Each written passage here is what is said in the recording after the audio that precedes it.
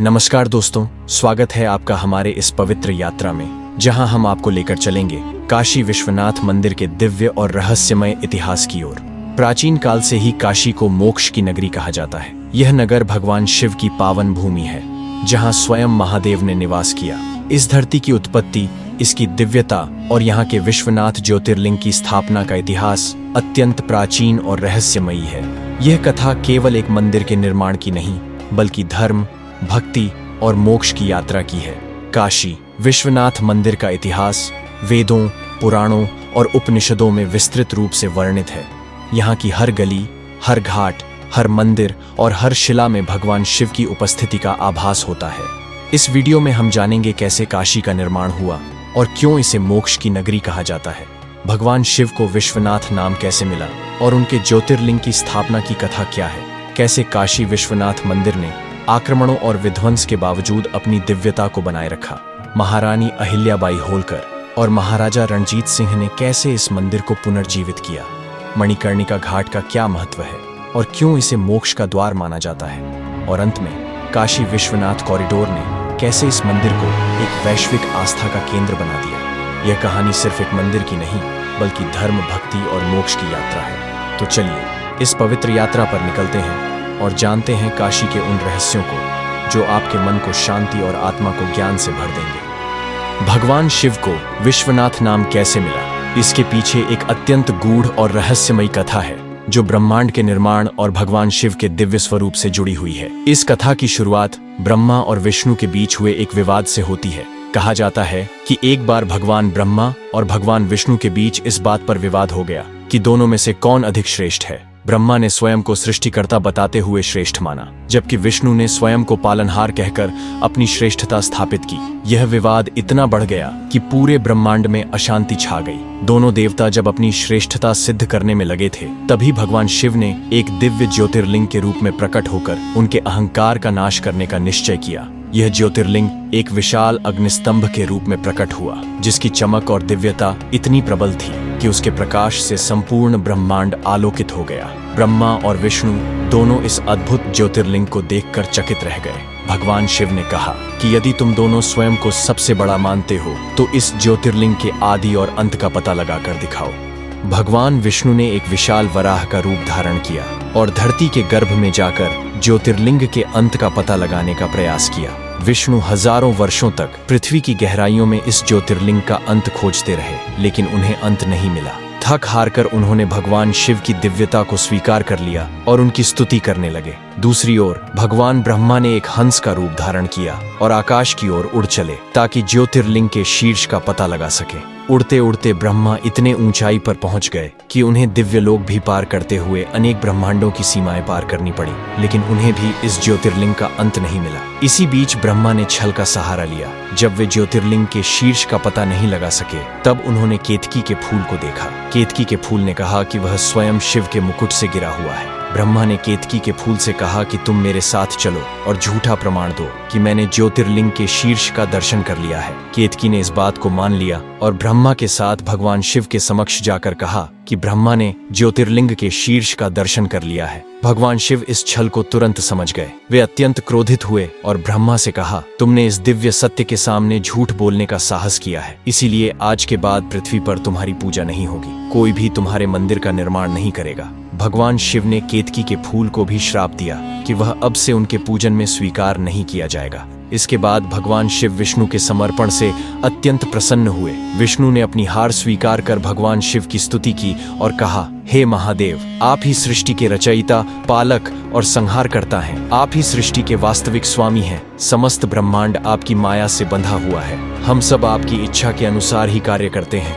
भगवान शिव विष्णु के इस समर्पण और विनम्रता से प्रसन्न हुए और कहा, हे विष्णु, तुमने सत्य को स्वीकार किया है और मुझे समर्पित होकर मेरी शरण में आए हो। इस कारण मैं तुम्हें आशीर्वाद देता हूँ कि जब भी सृष्टि में धर्म का पतन होगा, तब तुम अवतार लेकर धर्म की पुनर्स्थापना करोगे। तुम इस सृष्टि के पालनहार रहोगे और हर युग में भक्त तुम्हारी शरण में आएंगे।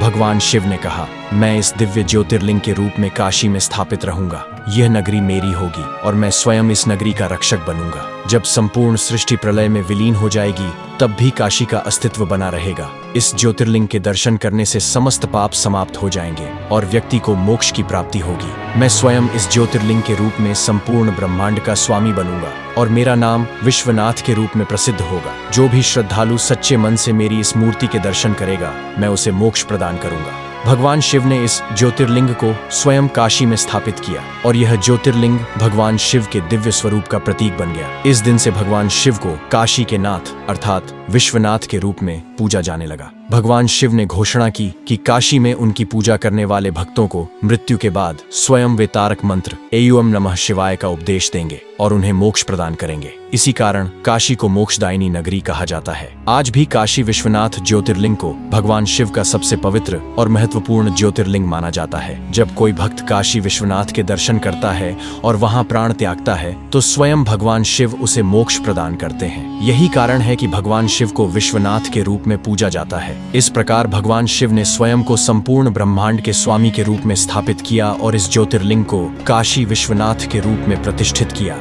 जब भगवान शिव ने इस भूमि को अपनी शरण स्थली के रूप में स्वीकार किया तब उन्होंने इसे अपने त्रिशूल पर धारण किया। पुराणों के अनुसार एक बार माता पार्वती ने भगवान शिव से पूछा, प्रभु जब प्रलय आएगा और संपूर्ण सृष्टि नष्ट हो जाएगी तब क्या यह भूमि भी नष्ट हो जाएगी? भगवान शिव ने उत्तर दिया, देवी यह भूमि मेरे हृदय का अंश है। जब सब कुछ समाप्त हो जाएगा तब भी यह भूमि मेरे त्रिशूल पर सुरक्षित रहेगी। मेरी कृपा से यह भूमि कभी नष्ट नहीं होगी। मैं स्वयं इस भूमि का रक्षक हूँ। तभी से यह मान्यता है कि काशी भगवान शिव के त्रिशूल पर स्थित है और प्रलय के समय भी इसका अस्तित्व बना रहेगा। भगवान शिव ने काशी की रक्षा के लिए स्वयं अपने गणों को नियुक्त किया। उन्होंने नंदी को काशी का द्वारपाल बनाया और भैरव को इस भूमि का रक्षक। काशी के प्रत्येक घाट, प्रत्येक मंदिर और हर मार्ग पर भगवान शिव की कृपा बनी रहती है। काशी को केवल मोक्ष की नगरी नहीं बल्कि भगवान शिव की दिव्य ऊर्जा का केंद्र माना जाता है। यहाँ स्थित काशी विश्वनाथ ज्योतिर्लिंग से जुड़े कई रहस्यों में सबसे बड़ा रहस्य गुप्त अखंड ज्योति का है। यह ज्योति एक साधारण लौ नहीं बल्कि भगवान शिव की अनंत शक्ति का प्रतीक है, जिसकी रक्षा का दायित्व स्वयं नागा साधुओं को सौंपा गया है। नागा साधु भगवान शिव के सबसे प्राचीन भक्त माने जाते हैं, जो संसार की माया से परे कठोर तपस्या और योग के माध्यम से शिव की कृपा प्राप्त करते हैं। गुप्त अखंड ज्योति एक ऐसे गहरे गुफानुमा स्थान में स्थित है जहां केवल नागा साधुओं को प्रवेश की अनुमति है। इस ज्योति की लौ कभी बुझती नहीं। कहा जाता है कि इस ज्योति का अस्तित्व तब भी बना रहेगा जब संपूर्ण सृष्टि का विनाश हो जाएगा। इसका रहस्य भगवान शिव के एक दिव्य लीला से जुड़ा है। जब सृष्टि की रचना के समय भगवान ब्रह्मा और विष्णु के बीच श्रेष्ठता का विवाद हुआ, तब भगवान शिव ने इस विवाद का समाधान करने के लिए आकाश से एक अनंत ज्योति स्तंभ प्रकट किया। ब्रह्मा और विष्णु ने इस ज्योति के आदि और अंत को खोजने का प्रयास किया लेकिन असफल रहे। भगवान शिव ने तब घोषणा की कि यह ज्योति ही उनका शाश्वत स्वरूप है और इसके दर्शन से समस्त पापों का नाश होगा। कालांतर में एक बार काशी पर एक असुर ने आक्रमण किया और इस ज्योति को बुझाने का प्रयास किया। तब नागा साधुओं ने अपने तपोबल और सिद्धियों के माध्यम से इस ज्योति की रक्षा की। नागा साधुओं ने महामृत्युंजय मंत्र और रुद्राभिषेक के द्वारा इस ज्योति को प्रज्वलित रखा। भगवान शिव ने प्रसन्न होकर नागा साधुओं को इस ज्योति की रक्षा का दायित्व सौंपा। तभी से नागा साधु इस ज्योति की रक्षा कर रहे हैं। नागा साधु विशेष अनुष्ठान और मंत्र जाप के माध्यम से इस ज्योति की लौ को जलाए रखते हैं। इस ज्योति के दर्शन मात्र से भक्त के समस्त पाप नष्ट हो जाते हैं और उसे मोक्ष की प्राप्ति होती है। नागा साधु अखंड ज्योति के सामने विशेष अनुष्ठान करते हैं जिसमें रुद्राभिषेक, पंचामृत अभिषेक और महामृत्युंजय मंत्र का जाप शामिल होता है। इन अनुष्ठानों के समय केवल नागा साधु ही उपस्थित होते हैं। इस ज्योति की रक्षा के नियम इतने कठोर हैं कि इसकी देखरेख करने वाले नागा साधुओं का चयन भी विशेष तांत्रिक प्रक्रिया के माध्यम से होता है। इस ज्योति के दर्शन से व्यक्ति के जन्म मरण के चक्र से मुक्ति मिलती है और उसे शिवलोक की प्राप्ति होती है। कहा जाता है कि जब भक्त अपने अंतिम समय में इस ज्योति के दर्शन करता है तो भगवान शिव स्वयं उसे तारक मंत्र देकर मोक्ष प्रदान करते हैं।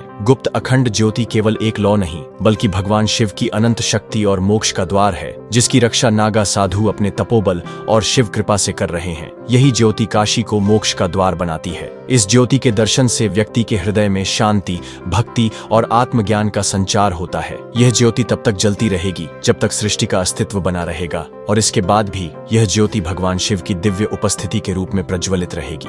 काशी विश्वनाथ मंदिर का इतिहास जितना प्राचीन और दिव्य है, उतना ही संघर्षों और आक्रमणों से भरा हुआ भी है। यह मंदिर सनातन धर्म की आस्था और भक्ति का केंद्र रहा है, लेकिन इसकी दिव्यता को नष्ट करने के लिए समय समय पर कई आक्रांताओं ने इसे निशाना बनाया।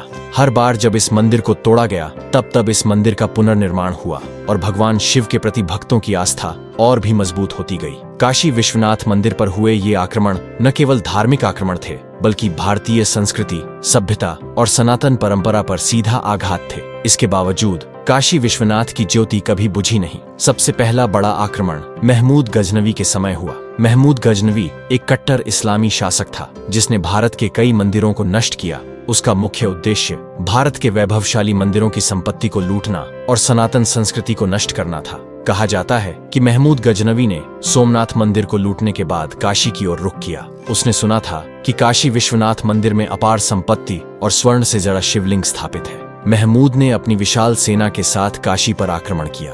जब महमूद की सेना ने काशी पर आक्रमण किया तो शहर में हाहाकार मच गया।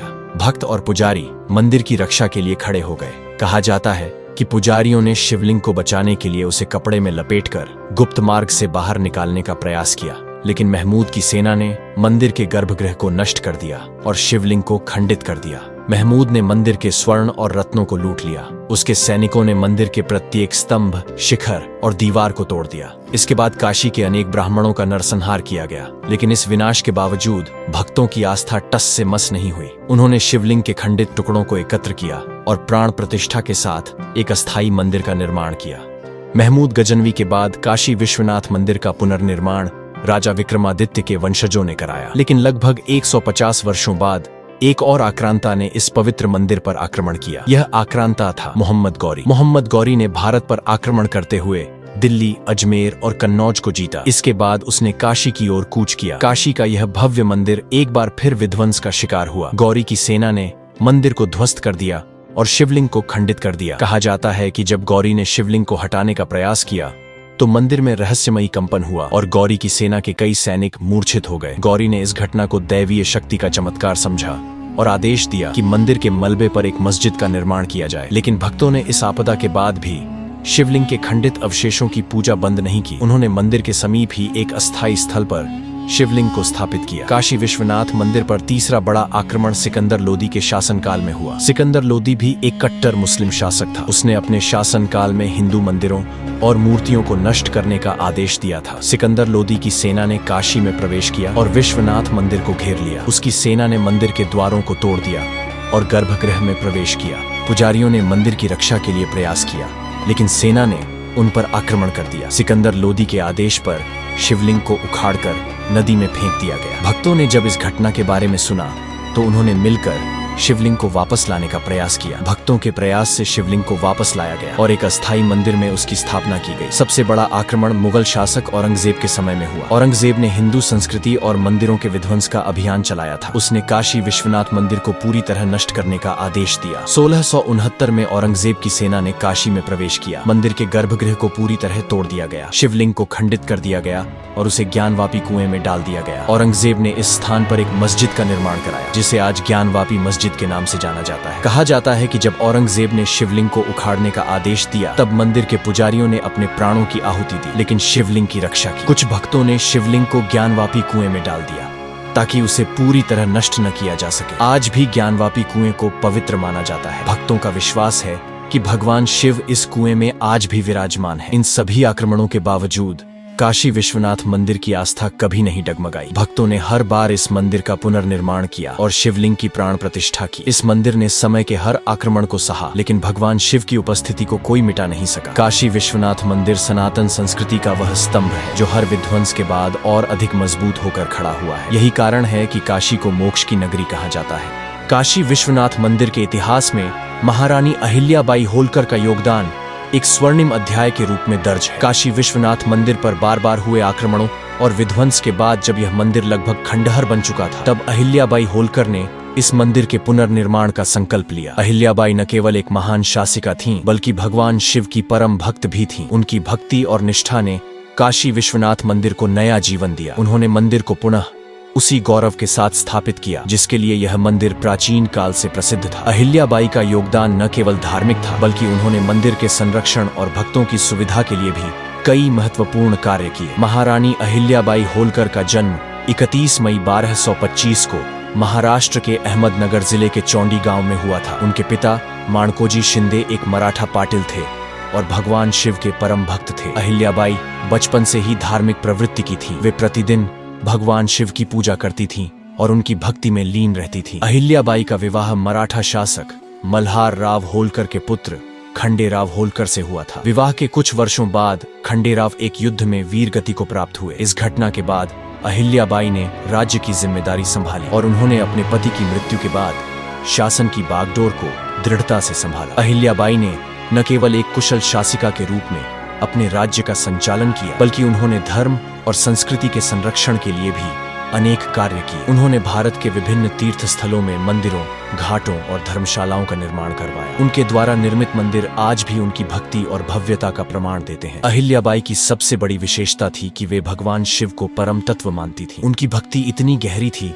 कि उन्होंने संकल्प लिया था कि भारत के हर प्रमुख शिव मंदिर का पुनर्निर्माण करेंगी और उन मंदिरों में भक्तों के लिए सभी सुविधाओं की व्यवस्था करेंगी। इसी भावना के तहत उन्होंने काशी विश्वनाथ मंदिर के पुनर्निर्माण का भी निर्णय लिया। कहा जाता है कि एक बार अहिल्याबाई होलकर ने स्वप्न में भगवान शिव के दर्शन किए। भगवान शिव ने उनसे कहा, अहिल्ये, मेरा निवास काशी में खंडित हो चुका है, मेरा शिवलिंग अपवित्र हो चुका है, मेरी भूमि पर आक्रमण के चिन्ह हैं। क्या तुम इस पावन स्थल को उसके प्राचीन स्वरूप में लौटा सकती हो? इस स्वप्न के बाद अहिल्याबाई ने काशी की ओर प्रस्थान किया। उनके साथ उनके विशेष पुरोहित, शिल्पकार और सेना थी। अहिल्याबाई ने काशी पहुंचकर पहले भगवान विश्वनाथ के खंडित शिवलिंग के दर्शन किए। वहां के पुजारियों ने बताया कि यह शिवलिंग औरंगजेब के आक्रमण के दौरान ज्ञानवापी कुएं में डाल दिया गया था। अहिल्याबाई ने तत्काल पुजारियों और कारीगरों को आदेश दिया कि शिवलिंग को विधिपूर्वक कुएं से निकालकर प्राण प्रतिष्ठा की जाए। अहिल्याबाई ने कहा, यह कार्य केवल पूजा नहीं बल्कि धर्म और संस्कृति के सम्मान की पुनर्स्थापना है। मैं तब तक चैन से नहीं बैठूंगी जब तक यह मंदिर अपनी प्राचीन दिव्यता को प्राप्त न कर ले। अहिल्याबाई होलकर ने काशी विश्वनाथ मंदिर के पुनर्निर्माण के लिए एक सुव्यवस्थित योजना तैयार की। उन्होंने शास्त्रों के अनुसार मंदिर के निर्माण के लिए योग्य वास्तुकारों और शिल्पकारों को बुलाया। अयोध्या, मथुरा, द्वारका, कांची और कश्मीर से विशेष कारीगरों को आमंत्रित किया गया। महारानी अहिल्याबाई होलकर ने काशी विश्वनाथ मंदिर के पुनर्निर्माण में एक ऐतिहासिक भूमिका निभाई। उन्होंने सबसे पहले गर्भगृह के निर्माण का कार्य शुरू करवाया। शास्त्रों के अनुसार गर्भगृह को अष्टकोणीय आकार में बनाया गया, जो ब्रह्मांड के संतुलन का प्रतीक है। गर्भगृह के निर्माण के बाद अहिल्याबाई ने विशेष वैदिक अनुष्ठान के साथ शिवलिंग की प्राण प्रतिष्ठा करवाई। इस अनुष्ठान में वेद पाठ और मंत्रोच्चारण के साथ भगवान शिव का आह्वान किया गया। अहिल्याबाई ने मंदिर के शिखर को सोने से मढ़वाया, जिसके लिए लगभग 1000 किलो सोने का उपयोग किया गया। इससे मंदिर का शिखर दिव्य और भव्य प्रतीत होता है। भक्तों के लिए मंदिर के चारों ओर परिक्रमा मार्ग का निर्माण किया गया, जिससे श्रद्धालु सुगमता से परिक्रमा कर सके और भगवान शिव का आशीर्वाद प्राप्त कर सके। अहिल्याबाई ने गंगा घाट से मंदिर तक एक सीधी मार्ग का निर्माण करवाया, ताकि भक्त गंगा स्नान करके सीधे शिवलिंग का अभिषेक कर सके। पुनर्निर्माण कार्य के पूर्ण होने के बाद अहिल्याबाई होलकर ने एक भव्य समारोह का आयोजन किया, जिसमें भारत के विभिन्न क्षेत्रों से संत, आर्य, ब्राह्मण और राजाओं को आमंत्रित किया गया। समारोह के दिन अहिल्याबाई स्वयं साधारण वेशभूषा में मंदिर के मुख्य द्वार पर खड़ी थी। उन्होंने विधिपूर्वक शिवलिंग का अभिषेक किया और मंत्रोच्चारण के साथ भगवान शिव की आराधना की। जैसे ही पूजन संपन्न हुआ, पूरे काशी में हर हर महादेव के जयकारे गूंज उठे। कहा जाता है कि पूजा के समय स्वयं भगवान शिव प्रकट हुए और अहिल्याबाई को आशीर्वाद दिया, अहिल्ये, तुमने मेरी दिव्यता को पुनः जागृत किया है। तुम्हारा नाम युगों तक इस मंदिर के इतिहास में अमर रहेगा। अहिल्याबाई ने न केवल मंदिर का निर्माण कराया, बल्कि भक्तों के लिए अनेक सुविधाएं भी प्रदान की। उन्होंने मंदिर के आसपास धर्मशालाओं का निर्माण करवाया, जहां भक्त विश्राम कर सके। अन्न क्षेत्र की स्थापना की गई, जहां हर भक्त को निःशुल्क भोजन उपलब्ध कराया जाता था। मंदिर के रक्षकों के लिए विशेष वेतन और सुविधाओं की व्यवस्था की गई। मंदिर के प्रबंधन के लिए एक विशेष पुजारी सभा का गठन किया गया, ताकि मंदिर की सेवा और पूजन कार्य सुचारू रूप से संचालित हो सके। अहिल्याबाई होलकर ने न केवल काशी विश्वनाथ मंदिर को एक भव्य रूप दिया, बल्कि सनातन संस्कृति की रक्षा के लिए भी अद्वितीय योगदान दिया। उनके द्वारा निर्मित यह मंदिर आज भी सनातन धर्म की दिव्यता और गौरव का प्रतीक है। अहिल्याबाई का नाम काशी विश्वनाथ मंदिर के इतिहास में स्वर्ण अक्षरों में लिखा गया है। भक्त आज भी इस मंदिर में अहिल्याबाई के प्रति कृतज्ञता व्यक्त करते हैं। काशी विश्वनाथ का भव्य स्वरूप और उसकी दिव्यता अहिल्याबाई की भक्ति और निष्ठा का सजीव प्रमाण है। काशी विश्वनाथ मंदिर का पुनर्निर्माण अहिल्याबाई होलकर के संरक्षण में संपन्न हो चुका था, लेकिन इस मंदिर को अपनी पूर्ण दिव्यता और भव्यता प्रदान करने का श्रेय सिखों के महान सम्राट महाराजा रणजीत सिंह को जाता है। रणजीत सिंह न केवल एक महान योद्धा और कुशल शासक थे, बल्कि भगवान शिव के प्रति उनकी भक्ति भी अतुलनीय थी। उन्होंने काशी विश्वनाथ मंदिर के शिखर को स्वर्ण से मढ़वाकर इसे विश्व भर में सनातन संस्कृति के गौरव के प्रतीक के रूप में स्थापित किया। महाराजा रणजीत सिंह का जन्म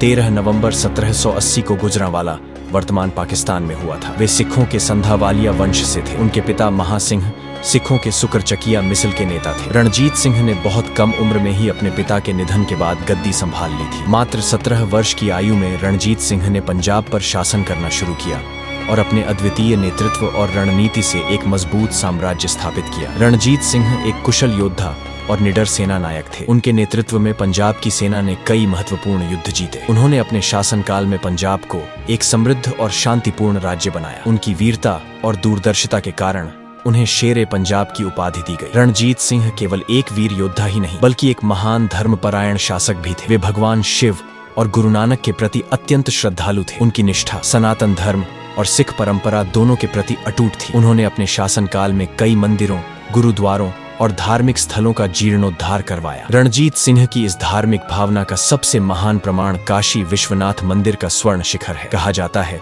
कि रणजीत सिंह को एक रात्रि स्वप्न में भगवान शिव के दर्शन हुए। शिव ने उनसे कहा, पुत्र, काशी के मेरे धाम को पूर्णता प्रदान करो, उसे सोने से मढ़ दो, जिससे उसकी आभा संपूर्ण ब्रह्मांड में फैल जाए।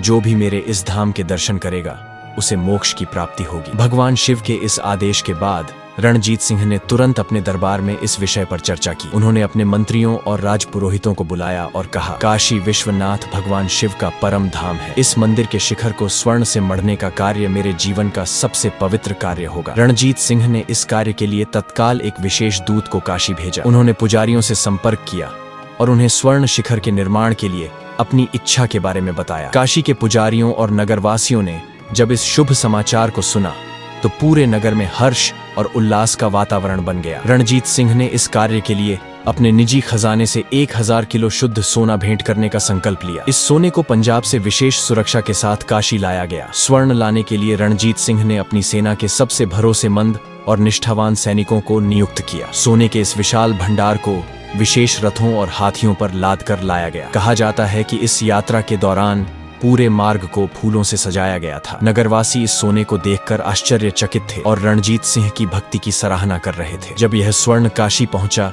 तब पूरे नगर में उत्सव का माहौल था। भक्तों ने भगवान शिव के जयकारों के साथ रणजीत सिंह के इस महान कार्य की सराहना की। स्वर्ण शिखर के निर्माण के लिए भारत के सबसे कुशल स्वर्णकारों और कारीगरों को आमंत्रित किया गया। इन कारीगरों ने महीनों तक विशेष यंत्रों और विधियों का उपयोग करके स्वर्ण के पतले पतले पत्र तैयार किए। स्वर्ण शिखर की ऊंचाई लगभग 51 फुट है। सोने की परत की मोटाई लगभग 3 मिलीमीटर है। स्वर्ण पत्रों पर अत्यंत सुंदर नक्काशी की गई, जिसमें भगवान शिव के प्रतीक त्रिशूल, डमरू, नाग और बेलपत्र की आकृतियां उकेरी गईं। शिखर का निर्माण उत्तर भारतीय नागर शैली में किया गया, जिसमें कलश और शिखर के ऊपर त्रिशूल स्थापित किया गया। शिखर पर लगे स्वर्ण पत्र सूर्य की किरणों के संपर्क में आते ही दिव्य आभा बिखेरते हैं। जब स्वर्ण शिखर का निर्माण कार्य पूर्ण हुआ तब इसका उद्घाटन एक भव्य यज्ञ और पूजा के साथ किया गया। इस अवसर पर भारत के विभिन्न तीर्थ स्थानों से संत, महात्मा और विद्वान आमंत्रित किए गए। महाराजा रणजीत सिंह स्वयं काशी आए और उन्होंने भगवान शिव का अभिषेक किया। कहा जाता है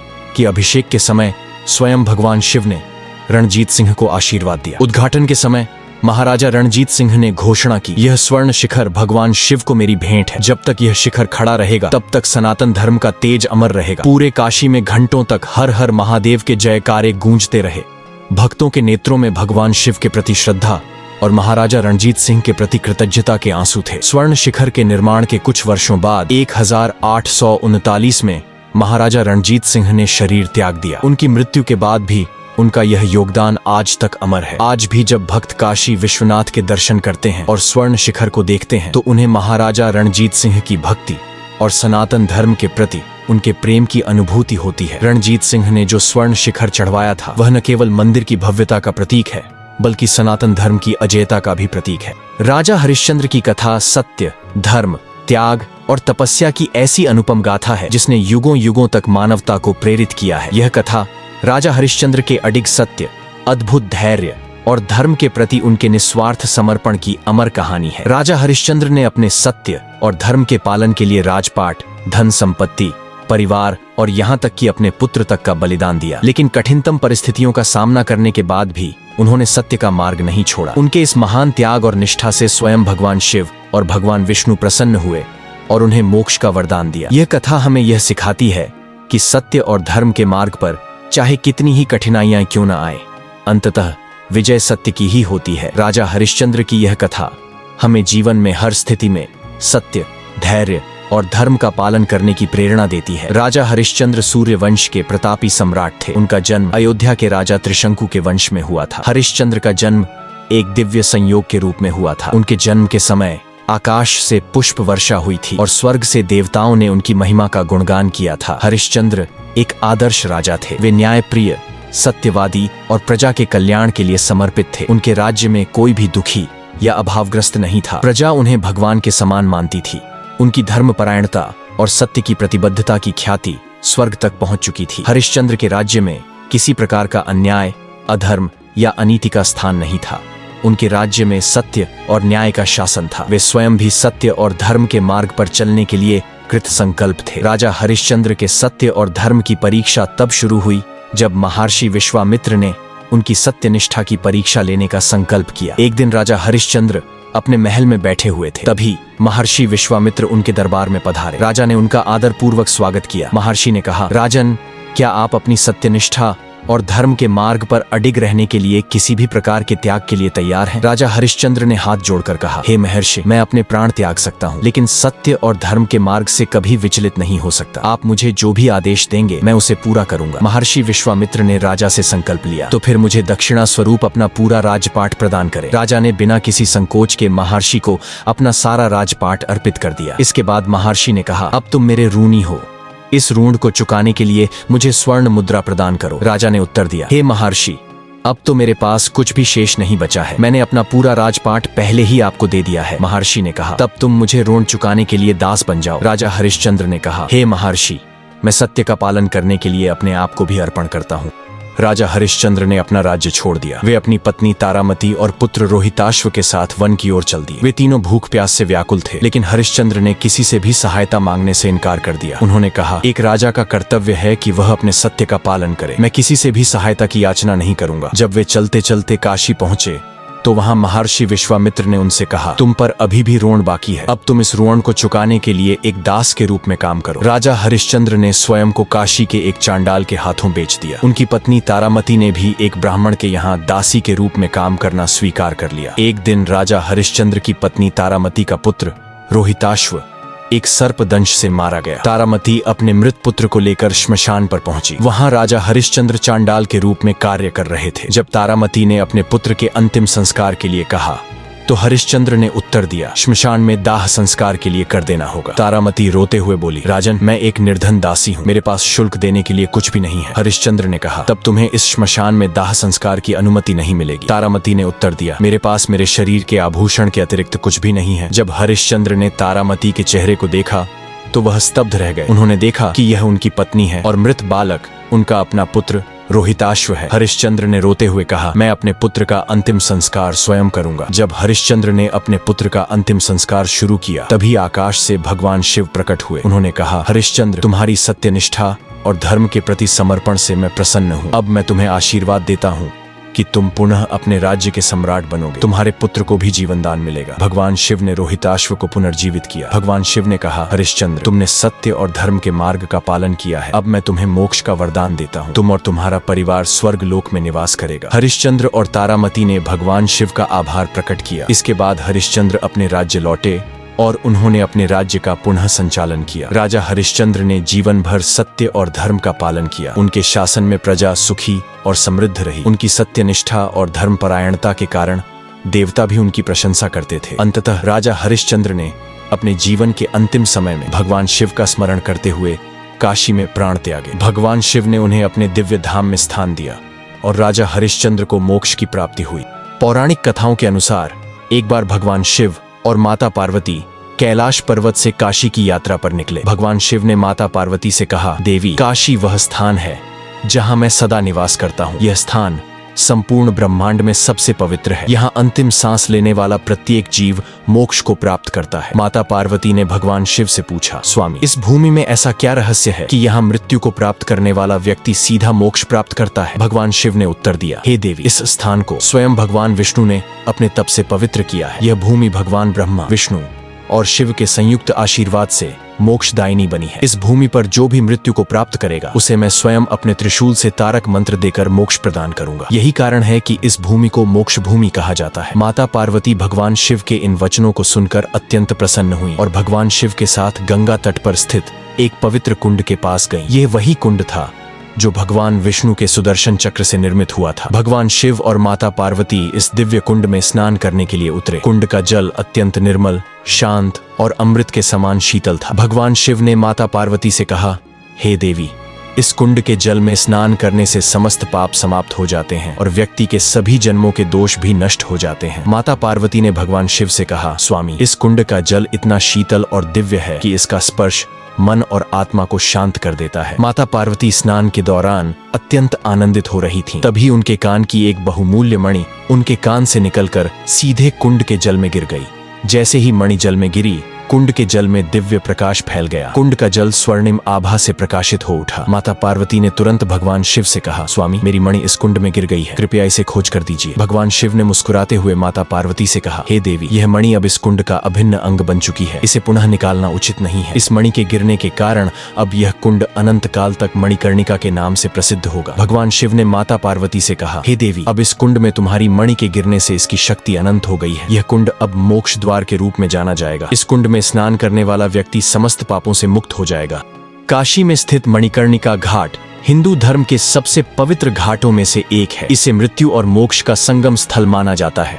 ऐसा कहा जाता है कि इस घाट पर मृत्यु का अर्थ मोक्ष, जन्म मरण के चक्र से मुक्ति होता है। यहाँ मृतकों का अंतिम संस्कार किया जाता है और मान्यता है कि जो व्यक्ति मणिकर्णिका घाट पर अपने प्राण त्यागता है उसे जन्म मरण के चक्र से मुक्ति प्राप्त होती है। यही कारण है कि मणिकर्णिका घाट को मोक्ष का द्वार कहा जाता है। हिंदू धर्म के अनुसार इस घाट पर मृत शरीर का अंतिम संस्कार करना केवल एक शारीरिक प्रक्रिया नहीं है, बल्कि आत्मा की मुक्ति का एक माध्यम है। कहा जाता है कि स्वयं भगवान शिव और माता पार्वती इस घाट की रक्षा करते हैं और यहाँ मृत्यु को प्राप्त व्यक्ति को शिव स्वयं तारक मंत्र का उपदेश देकर मोक्ष प्रदान करते हैं। मणिकर्णिका घाट का इतिहास, आध्यात्मिक रहस्य, पौराणिक कथाएं और यहाँ की धार्मिक परंपराएं इसे संपूर्ण विश्व में अद्वितीय और रहस्यमय बनाती हैं। मणिकर्णिका घाट के नामकरण के पीछे एक अत्यंत रोचक पौराणिक कथा है। पौराणिक मान्यता के अनुसार जब भगवान शिव ने माता पार्वती के साथ काशी में निवास करने का निश्चय किया, तब माता पार्वती ने शिव से कहा कि वे एक दिव्य सरोवर में स्नान करें। भगवान शिव ने अपने त्रिशूल से भूमि को भेद कर एक दिव्य कुंड की रचना की। भगवान शिव और माता पार्वती जब उस कुंड में स्नान कर रहे थे, तभी माता पार्वती के कान की मणि जल में गिर गई। माता पार्वती ने भगवान शिव से कहा कि मेरी मणि इस कुंड में गिर गई है, इसे खोज कर दीजिए। भगवान शिव ने उत्तर दिया कि यह मणि यहीं पर रहेगी। इस स्थान पर जो भी मृत्यु को प्राप्त करेगा उसे मैं स्वयं तारक मंत्र देकर मोक्ष प्रदान करूंगा। इसी कारण इस घाट का नाम मणिकर्णिका घाट पड़ा। इस घटना के बाद भगवान शिव ने घोषणा की कि काशी में जो भी प्राणी अंतिम सांस लेगा वह सीधे मोक्ष को प्राप्त करेगा। एक अन्य पौराणिक कथा के अनुसार जब प्रजापति दक्ष ने अपने यज्ञ में भगवान शिव का अपमान किया, तब माता सती ने क्रोधित होकर यज्ञ वेदी में आत्मदाह कर लिया। इस घटना से भगवान शिव अत्यंत दुखी हुए और माता सती के पार्थिव शरीर को लेकर तीनों लोकों में घूमने लगे। भगवान विष्णु ने भगवान शिव के इस दुख को दूर करने के लिए अपने सुदर्शन चक्र से माता सती के शरीर के टुकड़े कर दिए। माता सती के शरीर के कर्ण का आभूषण इसी स्थान पर गिरा था। इस कारण इस घाट को मणिकर्णिका घाट कहा जाता है। भगवान शिव ने इस स्थान को अमर बना दिया और घोषणा की कि इस स्थल पर जो भी मृत्यु को प्राप्त करेगा उसे मोक्ष प्राप्त होगा। हिंदू धर्म में ऐसा विश्वास है कि मणिकर्णिका घाट पर प्राण त्यागने वाले व्यक्ति को जन्म मरण के चक्र से मुक्ति मिलती है। यहाँ मरने वाले व्यक्ति के कान में भगवान शिव स्वयं तारक मंत्र AUM नमः शिवाय का उपदेश देते हैं। इस मंत्र के प्रभाव से व्यक्ति के सारे पाप नष्ट हो जाते हैं और उसे पुनर्जन्म नहीं लेना पड़ता। इसे महाश्मशान कहा जाता है क्योंकि यहाँ मृत्यु का अर्थ मोक्ष होता है। मणिकर्णिका घाट पर चिताएं कभी भी शांत नहीं होती। कहा जाता है कि इस घाट पर चिताएं 24 घंटे जलती रहती हैं। यहाँ रात और दिन के बीच का भेद मिट जाता है। इस श्मशान की आग कभी बुझती नहीं है। इस चिता की अग्नि को भगवान शिव की शक्ति कहा जाता है। यहाँ शवदाह का कार्य करने वाले डोम समाज के लोग इस अग्नि को कभी शांत नहीं होने देते। यहाँ अंतिम संस्कार के बाद मृतक की आत्मा को शांति और मोक्ष का आशीर्वाद प्राप्त होता है। कहा जाता है कि मणिकर्णिका घाट पर भगवान शिव और माता पार्वती अदृश्य रूप में सदैव विद्यमान रहते हैं। भगवान शिव स्वयं मृत व्यक्ति की आत्मा को तारक मंत्र देकर मोक्ष प्रदान करते हैं। माता पार्वती इस प्रक्रिया को संपन्न करने में सहायता करती हैं। इस कारण मणिकर्णिका घाट को मोक्ष का द्वार माना जाता है। मणिकर्णिका घाट के पास स्थित मणिकर्णिका कुंड का भी विशेष आध्यात्मिक महत्व है। इस कुंड में स्नान करने से समस्त पापों का नाश हो जाता है। यह कुंड भगवान शिव के त्रिशूल से निकला हुआ है। कुंड का जल अत्यंत पवित्र माना जाता है। मणिकर्णिका घाट पर श्राद्ध और तर्पण की परंपरा है। श्रद्धालु यहाँ अपने पूर्वजों के लिए पिंडदान और तर्पण करते हैं। इससे उनके पूर्वजों की आत्मा को शांति मिलती है। यहाँ मृत्यु के बाद अंतिम संस्कार की प्रक्रिया हिंदू वैदिक परंपरा के अनुसार की जाती है। शव को गंगा जल से शुद्ध किया जाता है। शव को कफन में लपेटकर चिता पर रखा जाता है। परिवार के मुखिया द्वारा अग्नि दी जाती है और पंच तत्वों पृथ्वी, जल, अग्नि, वायु और आकाश में शरीर को विलीन किया जाता है। ऐसा माना जाता है कि यदि कोई व्यक्ति पाप या अपराध करता है तो मणिकर्णिका घाट पर स्नान और प्रायश्चित से उसके पाप धुल जाते हैं। मणिकर्णिका घाट के ऐतिहासिक स्वरूप की बात करें तो अहिल्याबाई होलकर ने मणिकर्णिका घाट का पुनर्निर्माण करवाया था। मणिकर्णिका घाट के श्मशान की देखरेख का कार्य डोम राजा के परिवार द्वारा किया जाता है। यहाँ स्थित शिव मंदिर और मां अन्नपूर्णा का मंदिर प्रमुख आकर्षण के केंद्र है। मणिकर्णिका घाट का संदेश ये है कि मृत्यु एक अंत नहीं बल्कि मोक्ष का द्वार है। भगवान शिव और माता पार्वती की कृपा से व्यक्ति को मोक्ष की प्राप्ति होती है। मणिकर्णिका घाट हमें यह सिखाता है कि मृत्यु से भयभीत होने की आवश्यकता नहीं है क्योंकि शिव स्वयं भक्तों का मार्गदर्शन करते हैं। हर हर महादेव। मणिकर्णिका घाट का हर कोना भगवान शिव की दिव्यता और भक्तों की आस्था से परिपूर्ण है। यहाँ की हर चिता की अग्नि शिव के आशीर्वाद की प्रतीक है।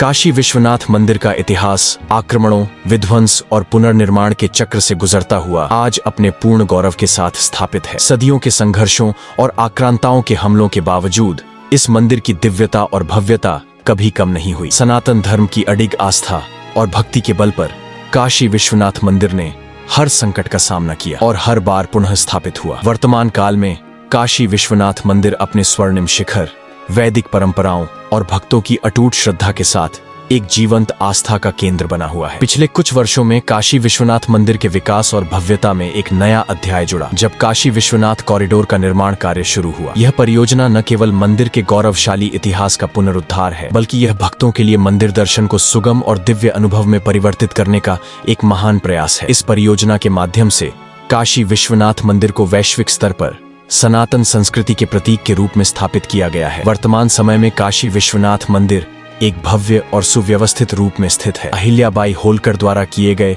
पुनर्निर्माण और महाराजा रणजीत सिंह द्वारा चढ़ाए गए स्वर्ण शिखर के बाद मंदिर की दिव्यता और भव्यता अद्वितीय हो गई है। काशी विश्वनाथ मंदिर की वर्तमान संरचना उत्तर भारतीय नागर शैली में निर्मित है। इसके स्वर्ण शिखर को महाराजा रणजीत सिंह द्वारा चढ़ाया गया था जो मंदिर की प्रमुख पहचान है। मंदिर का गर्भगृह अत्यंत सुंदर और नक्काशीदार है जिसमें भगवान शिव का शिवलिंग प्रतिष्ठित है। शिवलिंग का आकार लगभग 60 सेंटीमीटर ऊंचा और 90 सेंटीमीटर चौड़ा है। शिवलिंग के ऊपर रजत से बनी नाग की आकृति स्थित है जो भगवान शिव के नागराज वासुकी का प्रतीक है। शिवलिंग पर प्रतिदिन गंगा जल, दूध, बेलपत्र और भांग से अभिषेक किया जाता है। मंदिर में स्थित मंडपों की छतों पर सुंदर नक्काशी की गई है जिनमें भगवान शिव की लीलाओं के दृश्य अंकित हैं। मंदिर के शिखर पर स्थापित त्रिशूल भगवान शिव की शक्ति और संहार का प्रतीक है। मंदिर में प्रतिदिन वैदिक मंत्रोच्चार और विशेष पूजा अनुष्ठान होते हैं। सुबह मंगल आरती के साथ मंदिर के पट खुलते हैं और रात्रि में